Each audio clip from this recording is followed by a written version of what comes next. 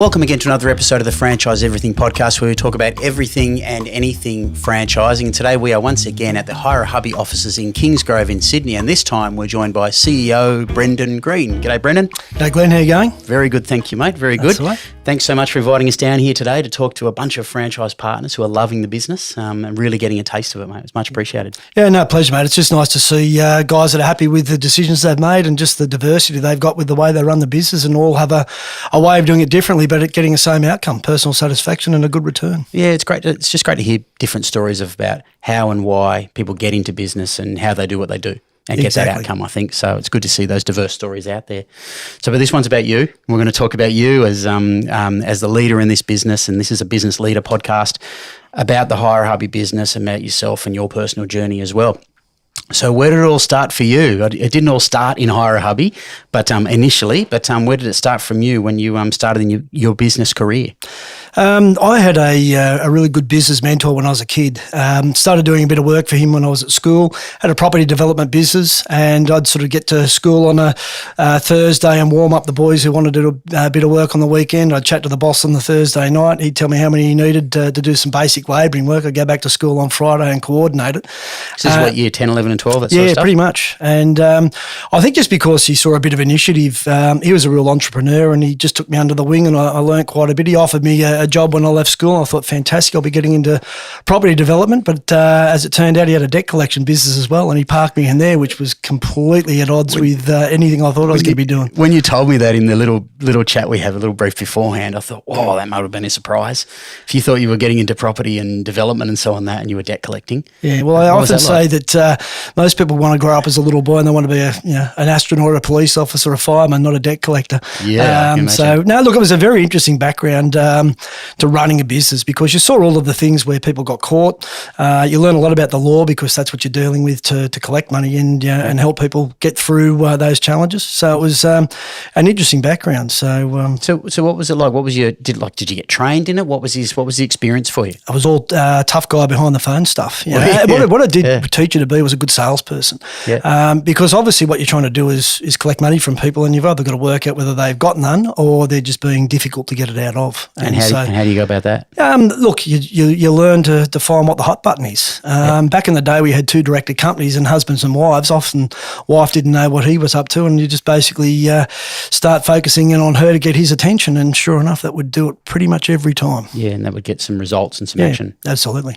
Oh, interesting. Very interesting. So how did you progress on from there? So how long did you do the debt collection for? So I was in it for 9 years, and that's a long period. Yeah, it was. One job out of school before I got into Hire A Hubby. And funny thing, I had a lawn mowing business when I was 15, and it was just a wheelbarrow. I was in a dead end street, and it was just half a dozen neighbours that wanted to get their grass cut, and it sort of came and went. I was about 19.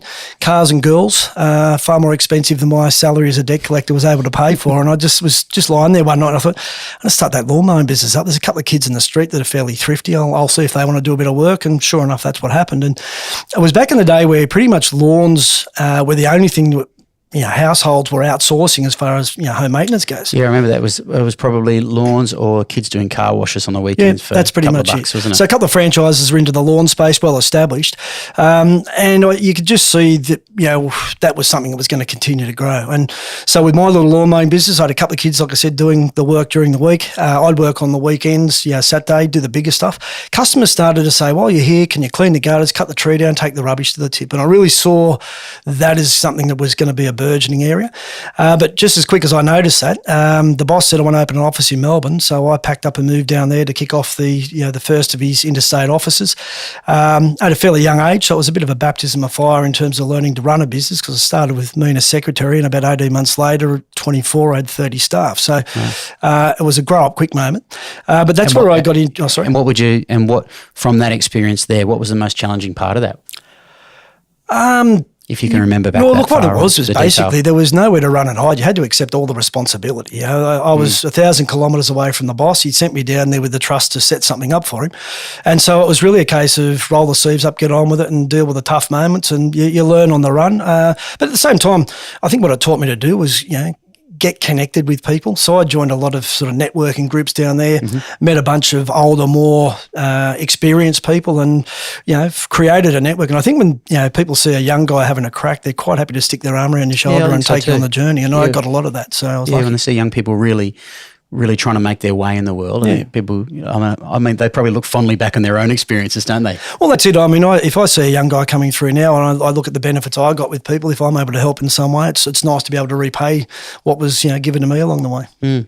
So the mowing rounds and everything that were going on at this stage and those other businesses, was that parked for the moment or? Yeah, look, I end up selling the business off, and then like I said, but before you do that, you still, even running it as a part-time side thing, you were still able to generate enough value in it to sell it off? Yeah, it was. It was a good business because, I basically banked the full-time wage that I was earning, in the debt collection business and just lived off what I was making through the lawnmower business. So it was a good springboard. And I look back now, and if it wasn't for that, I moved to Melbourne, bought a property when I got down there, and I knew nothing about leveraging equity and things like that. When it came to investing in Hire A Hubby, I was able to do that because I'd already got my foot into the property market, gained a bit of dough out of the value increase in the property, not thinking that was really the purpose of it. Yeah, that's right. I was just a young guy. I didn't want to pay rent. Oh, good on you. Well done. I think so. From then on, so now I'm picturing you're in Melbourne. You've got this debt collection business you're going. You've moved on the property business. You've bought a place. When was it? So, and that was the only role you had prior to Hire A Hubby. So when was the transition to Hire A Hubby? What happened in between there? Well, it was interesting because, part of being in the debt collection game is you need lawyers, and we had a Melbourne-based lawyer that we'd been using as an agency. So when we moved down there, ironically, I actually shared office space with him. Turns out he was the lawyer for the founder of the Hire A Hubby business and wrote the original franchise agreement. And we were having lunch one day and conversation came up. He said, I've got something I want you to have a look at. And he knew the background of the lawn mowing business because we just chatted over a beer or whatever it was when I first got to know him. And he said the founder of Hire A Hubby, he's been going for a year now, wants to expand into New South Wales with a master franchise. You're a New South Wales boy. Any thoughts on whether you might want to go and do that and work for yourself? And that's pretty much where it began. It's amazing where the opportunities come from, isn't it? It is, absolutely. Yeah. So what was the process then? So were you the first master? Yeah. Yep. Yeah. So it was it's a bit of a blind leap of faith, but I guess when you're a young guy, you can do that. I was 26 when I made the investment. And so you don't have a whole lot of experience, but it's, in my case, I guess I had a fair bit of confidence. I had that apprenticeship, if you like, of being a quasi business owner because, like I said, I'd moved to Melbourne and had to stand on my own 2 feet there. So I had a really good sort of practice run, with someone else's money. And then when we got into it, for our own investment purpose, it felt like the grounding was good. What was your take on franchising at that time? Well, I'd sort of obviously become aware of franchising because I was looking at who the lawn mowing brands were when I was running that lawn mowing business. Yep. And I saw the expansion, that each of them had gone through, and I thought, well, there seems to be a good opportunity here.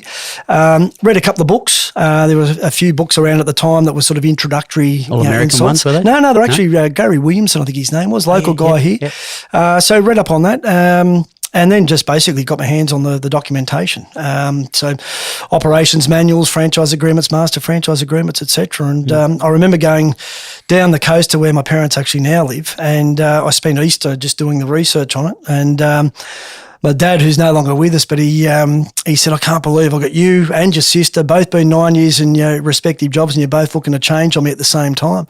Change on him. Yeah, no, he goes, I had this secure setup with both my kids doing things that were just, looks like they're set for the future. But no, look, just for me, I think I always wanted to be in business for myself. There was only a certain amount of time I was going to stay working for somebody else. And so I spent that Easter, I did the research, I had the confidence, and because I had the exposure to this particular type of business, industry. Yeah, I was very confident that this was just going to keep growing, and it certainly hasn't let us down in any way. I was going to pardon the pun, but I can imagine if you were really green to that type of industry, it would have been a lot higher risk, obviously. Yeah, so you wouldn't have had any idea. I mean, you would have known quoting, you would have known how much you were going to get from that job. So you would have known you had a base you were going to get, wouldn't you? Yeah. So how did you go about it? How did you set up? So you'd have to relocate back from Melbourne to New South Wales? Yep. What was that process and the thinking like there? Was there a bit of trepidation, or did you know what your next steps were going to be to get this thing up and running, and what were your first moves? Yeah, look, to be honest, the greatest trepidation was actually coming back because I'd really created a good life for myself in Melbourne. So, I was in my mid-20s when I moved down there, later 20s by the time I came back. And I actually put a guy on to work for me in Hire A Hubby because I was really reluctant to want to finish up. I was on a contract as well, which was going to finish in the early part of 98. But I had one of those conversations with my then boss boss, and I just felt let down around his approach to his value that he put on me, and I realised then that now was the time, and so the relocation, I'd come back here to Sydney, found offices, set everything up so I was ready to go because I had the guy working for me. So it was effectively I drove back from Melbourne on a Saturday, and I started full-time work in my own business on the Monday. So it was a fairly quick transition. There was no time to mess around, and obviously with a new business like that, it was getting franchise inquiries. This is back in the day where it was sticking ad in the Sydney Morning Herald in the business for sale section and stuff. Yeah. You'd be lucky to get 50 calls. Yeah. So it was very hard to be proactive when you only had one franchisee. And I realised pretty quickly what I got myself into with a set of fees to pay to the franchisor of the day, and trying to make a living pretty quickly. So we're lucky that we got moving and we got a lot of sales. Well, we got reasonable franchise sales fairly quickly. So what was the growth like? What was the growth like in, say, the first 2 years? 6, 12, 24. 6, 12, 24. Yeah, that was pretty much how it went. So 6 in the first year, 12 in the second year, 24. And that's then when we really had a good catalyst then to, the base was there. We had a royalty stream that was able to cover the majority of the costs. But obviously a lot of these businesses, you're reinvesting a lot of what you make out of the sale of franchises back into the growth of the business. And that's essentially my journey. So that was for the New South Wales Master. Where were you most of your territories being sold then? Where were you picking up most of them? Interestingly, it's always the way, isn't it? They were a scatter so far apart that you can't, beggars can't be choosers back then. Yeah. So our first ever franchise was on the Central Coast. The second one was in Camden. The first one was in Camden. Second one was on the Central Coast. Third one was in Newcastle. So you couldn't have got a worse spread. And then all of a sudden we filled up the St George Sutherland Shire. It was almost like that's where our office was, and it was just pure coincidence. It wasn't because our office was there, but we just went into a saturation mode there, and it's like, why can't I get a couple on the eastern suburbs, the northern beaches, and the inner west, etc., and sprawl out? But inquiries are what they are, and it's no different today. People make their inquiry based on seeing an ad, and where they come from is anybody's guess. Yes, exactly, wherever they may be at the time. So how long were you running the Master for? Because you obviously were running the New South Wales Master, and I think you alluded to it a bit there, that you were looking at that royalty stream going to the national franchisor. When was it starting to look like you wanted to look at the national franchisor rights? Yeah, look, the founder, I sort of had a sense, with my background, that things weren't going as well as they could be. And there was just a couple of telltales there that I saw an opportunity. We ended up in a role reversal. Long story short, we ended up as franchisor, but it was conditional upon him taking on the Vic Master franchise, which didn't last a whole lot longer. He was in the business for another 9 months, and we ended up taking that back as well. So he flipped it from you taking, okay. Yeah, I became franchisor, he became Master, which didn't go that well for him and his mindset, but he was in a position where that was probably his best choice at the time. But unfortunately... Why was that? Why do you think that was? Look, he just got himself into probably over his head as far as his business background and taking the next steps with the business. So thankfully for me, it turned out that way because, we were able to take it over and sort of, so we end up, 97, I sort of bought the rights. 98 sort of kicked off my role full time. 99, we were in conversation with him for a 2000 takeover. By 2001, we had the Vic Master, and by 2002, Queensland was running under our banner as well. So, went from one office to 3 in the space of 4 years. So, which was, and look, at that stage, I had the enthusiasm for, had no kids at that point. We, from a family perspective, had based in Sydney, but had had all my friends from my time in Victoria, relatives up in Queensland. So the ability to go and visit people and turn that into a trip where I could get go some and lifestyle benefit out of it. We'd go up there and run a franchise recruitment campaign. I'd spend a week in that particular office, then come home and then do the same thing in the other state, and we just rolled around for 3-month cycles, and it was a really good way. Certainly, the other thing it did was keeps you connected with your staff in the other states. Had very strong connections with our franchisees, which was that sort of bond there is an important part of growing the business. And I was listening in, where one of the guys was talking to you before, Neil, and he said he came in to interview me around what my plans were for the business before he wanted to tie himself to the wagon. And I've got no problem with that. It's got to be something that is going to work for everybody. So he made the right sort of inquest. It was funny because I remember him standing, look at our big wall map, and apart from sort of turning around and sort of looking between his legs backwards, that was about the only thing he didn't do to try and dissect what was available in his territory. So with that in mind, what about the rest of the territories? So the rest of the country, what does that look like for you when expansion and that? So where is Hire A Hubby now? Is it's totally national. Yeah, it is. Yeah. So look, part of my journey was when I took over as franchisor, I sold South Australian Queensland office a master franchise, which effectively funded the whole acquisition of the franchisor rights, which obviously worked out very well for us. But the long story short, the Queensland territory, the guy who bought South Australia bought both, realised quickly that he wasn't going to make the appropriate investments in Queensland and basically negotiated to give Queensland back. Timing for me was perfect because we'd sort of taken Melbourne on in 01, like I said, and July 2002 we took back Queensland, set up our own office, and it just took off from there. So I was very happy to have the East Coast. Being in Sydney, it's an hour either way on the plane to Brisbane and Melbourne, and we've got a master franchise in South Australia, and another one in WA that looks after Northern Territory. So it works well for us. And how many locations you got now? How many Hire A Hubby? Circa 300. Okay. Yeah. All right. Right. And where's the primary growth now that you're seeing? Look, it's East Coast still. I mean, just because of population numbers. So we've obviously got our operation in the UK as well, and we're hoping to see that go. Now, I mean, they've really suffered. We all suffered with COVID, but because of obviously coming out of that, then you've had on top of the inflationary pressures, you got the Ukraine war going on, all sorts of things that have just added to the potential for problem to exist in that European market. But it's come good now. We're starting to see growth again, which is what we all want to see. It's interesting. Was that always in your mind that you were going to do international growth, or were you pretty much still just focused on Australia? When did the international sort of idea pop up for you? Look, I went over in 2004. So the Austrade and Franchise Council of Australia both combined to take a group of wannabe international expansionary franchisors over. Very good program. We went up to the Expo up in Birmingham, met a whole bunch of locals on the ground. We had a look at a couple of other things in between 2004 and 2007 when we effectively decided we're ready to go. So I went back in 2007 on my own trip, met all those people that I'd met in 2004 and sort of put the pieces of the puzzle back together.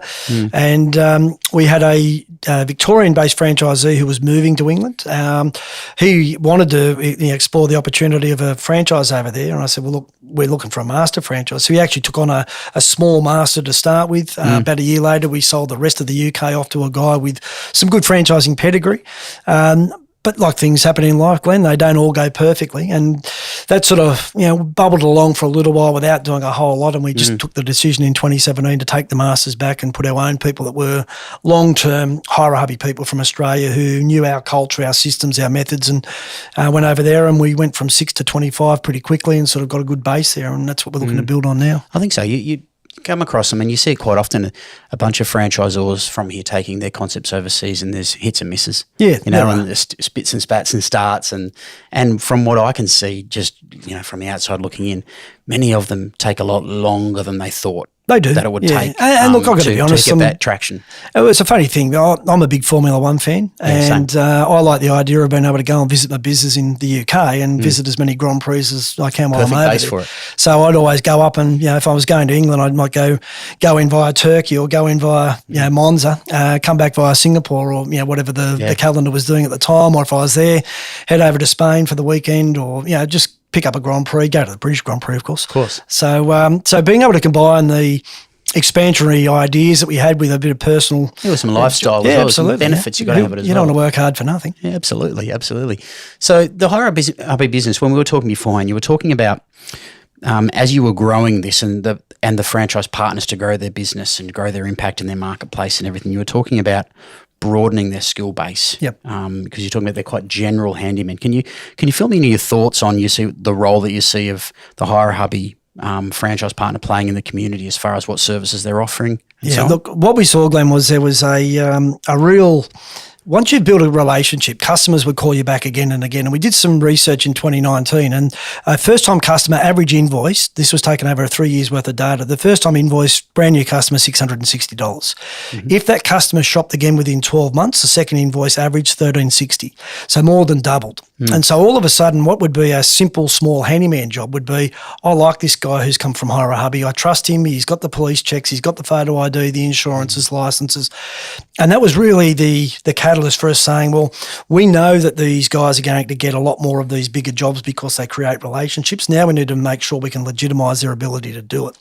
So we started talking with some RTOs around how we could take our guys and say, well, how do we take them from a Cert 1 licence into a Cert 3 carpentry into what's called in our kitchen, bathroom, laundry renovation license. So just before, so people who don't know, Cert 1 license is... So Cert 1's like it's a handyman license, if you wanted to put it into simple terms. It's got restrictions around what you can do based on, and again, this changes from state to state, so we've got to be very cautious with this being a national opportunity. But what it is, it's restricted works, and then obviously to move out of that handyman license, we saw Cert 3 carpentry, kitchen, bathroom, laundry renovation as an obvious thing because there are a lot of projects, if you look at decks, pergolas, that sort of stuff, so having the right skill set to be able to say yes, and that's where we sort of get to our top end. We don't want to get into house builds and things like that. We're not a building business, but repairs, maintenance, renovations is where we see an opportunity. And that really drove the opportunity for franchisees to grow these things into something a lot bigger than a handyman business. A lot of guys will think handyman work's a small sort of knick-knack stuff. But we've got guys that might start as a man in a van who are doing $250,000 a year in sales, and we can have another business who's doing $2 million out of a single territory. So being able to do those bigger jobs makes it easier to put your staff onto jobs that are better returning jobs because you're not scheduling 5-10 jobs in a day. There's might be on a job for 2, 3, 4 days or even longer. So much more efficient, isn't it? Yeah, absolutely. Yeah. So does everyone then who comes in and goes through training get the Cert 1? Correct. Is that how it works? Yeah. And then do they all have to go up to that Cert 3, or do they just that's a choice what they're after? Yeah. So what it is, our training course has been accredited so that you get the Cert 1 by completion. Obviously, you've got to pass all of the elements that go with it. But then getting into the Cert 3 is the next step through our Pathways program that's available to everybody, whether they choose to do it or not. Some guys like the smaller jobs. They say the smaller fish are the sweetest, and they stick with it. Low risk, easy to do. Probably suits some of our elder guys because the physicality's not there. Where you start doing bigger jobs where there's a lot of manual labour or there's ladders involved. A lot of guys as they get older don't want to get on roofs anymore. So there's all those sorts of considerations. Totally reasonable. Yeah, absolutely. It's funny. I've spoken to a number of service franchisors over the years, and many of them lament the fact that franchisees in territories aren't doing enough sales, that they should be doing more, they should be doing more, they should be turning over more than 150, 170, 200K. Where quite often I think it just comes down to that's just what the person wants to do. That's it. Yeah, and look, we've got what we call bronze, silver and gold level franchises and their demographics. And what we look at is if you're in a gold territory, we're looking for somebody who wants to grow that because the opportunity is typically, and this is all based on demographics, it is typically going to be a bigger opportunity. So we don't want somebody squatting on a territory that's going to be underdone.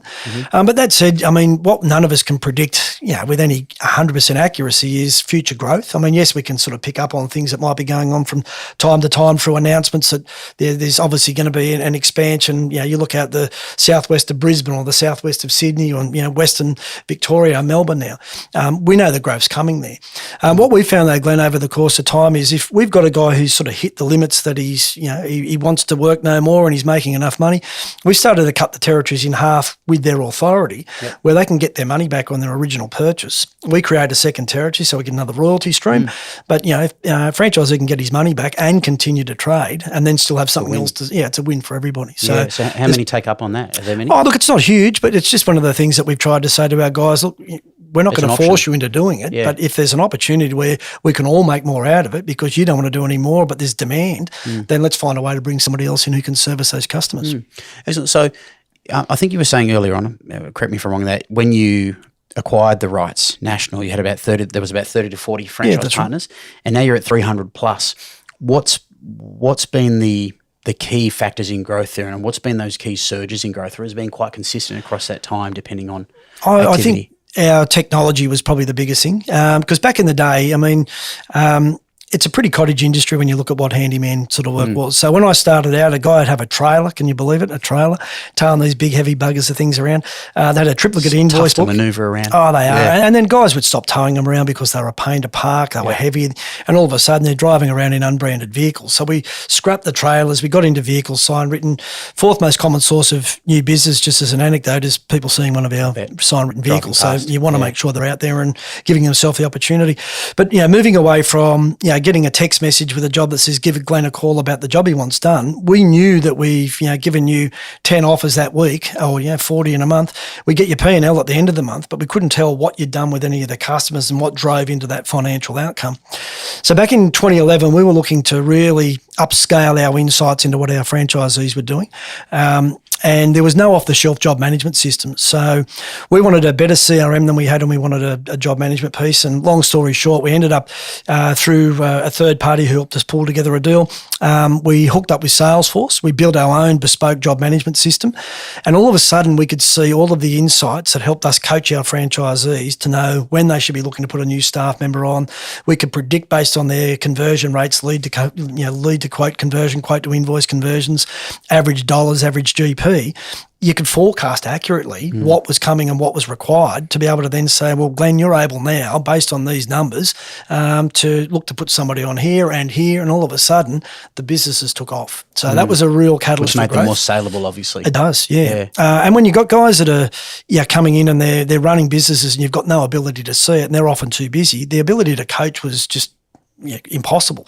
So that insight was probably the best thing that we did from a business growth perspective. And to this day, if a franchisee calls up and there's an issue, you just log in and within seconds I can see through our dashboard setup exactly who, what, where, and you can give some advice instantly. So 2011, my guess is that you guys would have been ahead of the curve for that at that time. Yeah, well, there would have been a bit going on, but as far as this in franchising with that type of off the shore, you building your own software for it, that would have been ahead. Yeah, look, I think CRMs have been around for, not forever, but they've been around for a long time. And I'd sort of looked at Salesforce and wasn't quite ready for the sort of investment. Couldn't find a job management piece, which sort of pushed us down the path of creating something for ourselves. And the irony was when we sort of put the CRM together with the job management piece, we had a couple of clever people in the Hire A Hubby business who liked technology, and they started to play around with and understand what else was possible. And we basically created an end-to-end solution. So we could recruit the franchisee, onboard them, manage them all the way through until they sold and moved on, and the whole thing was on the one platform. Data seamless in one spot. Yeah, and it just kept evolving to the point where we ended up white labelling it and taking it to market as its own play.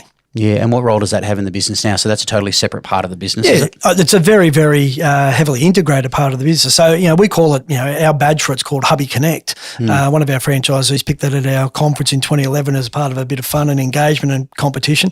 But now Franchise Cloud Solutions is the provider of the tech solution, but it also provides solutions to other franchise brands in the sector. So it's part of our day-to-day. So everyone in our head office is using the solution. All of our franchisees are using it. Their staff are tapping into it, so it's a very big part of our day-to-day. So one thing we didn't touch on then was your growth there. So has that growth been consistent across that time? So you're now 300 plus now. Has there been surges in it, or what have you found as far as attracting franchise partners to the business, and what are the things that are attracting them? So the things that really stand out for you, it's going to come across you and the time periods that they're coming in. Look, we're like every franchise brand, I think, at the moment. There was a stagnation in recruitment through the whole COVID period, obviously, because people weren't going to part with investment dollars when they couldn't be guaranteed they can go and work, particularly when you look at Melbourne for us with the worst lockdown, and our guys were prohibited from going into people's houses, which is where they do a lot of the work. But typically what we're seeing now, Glenn, is I think, our guys that you've interviewed today, a man in a van, a multi-person enterprise. They're the three categories that we describe here. Each can choose to be whatever they like. They can change their mind and go up and down. So flexibility, absolutely. I think now that guys are realising the sort of money they can make is it's not this knick-knack handyman business. This is a professional property maintenance solution that you can go and make very good money. For some of our bigger guys, we've got a group of them coming together tomorrow, and one of the things we're talking about is an asset accumulation strategy, because 2 or 3 of the guys that were here today are working out of warehouses. So one of the things we look to do is say, well, how can we help you buy a warehouse through some investment structure, use the trading entity to pay rent and create a tax deduction on that expense, and get some capital growth out of something you actually need to run your business. So if you've got 10 vehicles and a couple of admin staff, a heap of tools, a lot of materials. So you need warehousing. You need somewhere, So warehouses are a good way to help them create the right space to run their business, at the same time create an asset. So it's interesting. I think it's important that you're doing a lot of content on it, because just the Hire A Hubby business, the first thing that comes to mind is a man in a van. I think, and probably does for many people, even potential customers, I suppose. Yeah, and look, at the end of the day, the customer just wants to know they're going to get a reliable service. For a business owner, I guess what we're trying to highlight is there's not one size fits all here. And ironically, Steve, who's one of our regional franchisees, I think 3 or 4 of our high highest turnover franchises are in remote regional areas. It's not that you don't have the Narrow, same. He's narrow. With another guy down in Latrobe Valley, another one up in Cairns are among our top turnover franchises. And what do you think that is? What do you think that is? Just completely random. It really is. It's you've got all this data. You're like, no, but I think it's hard to explain. It's just unique that these guys happen to be there. I mean, there's other very, very big turnover businesses. We've got 6 or 7 just in northern Brisbane over $1.5 million turnover each. So do you think that comes from? And sorry to interrupt there, but do you think that comes from just such strong brand recognition? If they've got so many vehicles out there and that sort of stuff, do you think it just becomes cumulative? That whole, I think Neil described it in the interview he did with you, and that is that our guys don't compete with one another. So we've got 12 of the guys that are in our enterprise group coming together tomorrow, and they are the quickest to share information with one another. Yeah, Neil, you looked on his shirt with his Franchisee of the Year. He was like a war veteran. It was. He won a Franchisee of the Year. He won the 2008 National Franchisee of the Year, and he coached the guy who beat him the following year on how to do it. And that's a pretty impressive insight into the. It does. And I think, the Northern Brisbane guys I was just talking about, I think, when one does it, that creates belief that others can. And if they've got an open mind on what, where and how to do it, we bring our guys together every opportunity. It's obviously a lot easier now that COVID's behind us, but that support group structure where the guys come together and they can share their war stories and what worked, what didn't, what's the next challenge. For a business owner, I love getting involved in that because I love to know what the next thing that they need to conquer is, because then it keeps your mind sharp in trying to help them come up with that solution. It's not to say I'm going to be the only one who can do that, but I like that challenge of what's next, how do we conquer it, and do it with the franchisees collaboratively. And because you are very much an advocate of the franchise system, obviously, or franchise business model, because you're very heavily involved in the franchise council as well. So you're all about that franchise collegiate networking, getting together, learning from each other, which is just everything that franchising is all about. So tell us about your involvement with the franchise council, because I know you're the chairman of the franchise council. Yep. What do you get from that? Does it take away much from your business time? I mean, because I've seen you quite a bit recently with a few things you've had to do with government and everything. Yeah. Tell us about the role of chairman of the FCA. It goes through cycles, Glenn. Obviously we appointed a new CEO, so there was a period of 4 or 5 months where we had an interim CEO into the recruitment of a new CEO. So I was as busy doing the chair role as I was my other 2 business interests. I bet you were. But I mean, I saw so much of you. Yeah, well, through FCA stuff, not through Hire A Hubby. Exactly. Look, to be honest with you, franchising's been where I've had my last 25 years. So I want to, I've enjoyed being part of it. I think franchising's misrepresented horribly in terms of, you might have 8 or 10 brands that have done things that are considered poor form, and yet there's another 1,200 brands that, if you look at the franchise register, who aren't doing bad things. It's a really good way to do business. I totally agree. I totally agree. And if I've spoken to dozens of franchise owners in multiple brands over the last several weeks now, who are just ragingly happy about what they've been presented, what's on offer, and the support they get. It does disappoint me when I see misrepresentation like that, and everyone tarred with a handful of players tar the entire business model, which is just inaccurate. It is, and I've met some very, very good people who have done extraordinarily good things from a business sense, not just for what they've created for themselves, but the networks of franchise owners that they've created their journeys for them to be successful in their own rights. And, I think the very first FCA function I went to was in 1998, and John O'Brien, who's the founder of Poolworks, was there, and, he was already 7 or 8 years into his journey. And, as simple as shaking his hand and saying hello, and he was ready to share insights and be a guiding hand. And, it's funny, I heard you mention expos earlier today, and I was at the expo, and there's another up-and-coming young brand there who's asking me a few questions around how do you approach, what would you do, etc. And it's nice to be able to provide a little bit back like that. So I was prompted just to get onto the board in 2018. I was lucky enough to be elected. I don't know if I say lucky enough now with all the work I'm doing as chair. And pleased enough. Yeah, no, look, I think it's I'm happy to do something to contribute back because, like I said, franchising is where I've made my living for such a long time. Yeah. Excellent. Well, mate, it was we've chatted a bit over the years, but not a whole heap, have we? So it's great to understand more about you, your background, your career, and what you're growing here with Hire A Hubby. So thanks so much for joining us today, Brendan. Pleasure, Glenn. Thank you. And that's another one for the Franchise Everything podcast. Please like, subscribe, review, comments, questions, throw them in down there. We'll get back to you, and we'll catch you again in the next one soon.